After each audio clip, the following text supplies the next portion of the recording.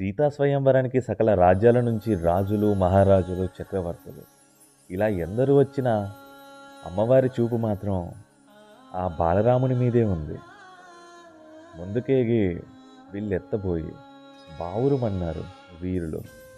విల్లెత్తలేక ఆ మొహం చూపలేక సిగ్గుతో నేల చూపులు చూశారు మహారాజులు. నడుములు వంగిపోయి కళ్ళు తిరిగి బరువు మోయలేక భూమి మీదకి చేజార్చారు నరపుంగవులు. ఈ విల్లును ఎత్తేవాళ్లే లేరా అని అందరూ నేలచూపులు చూస్తున్న సమయంలో గురువుగారి పాదాలకు నమస్కారం చేసి చిరుమందహాసంతో శివధనస్సు వైపు వస్తున్నాడు ఆ రామచంద్రుడు. ఆ వింటి మీద చేయి వేసి అమ్మవారి వంక ఊరచూపు చూస్తూ వింటి నారిని బిగుతుగా కట్టి పెళ్ళపెళ్ళమనే శబ్దంతో శివధనుసు విరిచేశాడు. సీతమ్మ వారి కళ్ళల్లో ఆనందం ముగ్గేసింది.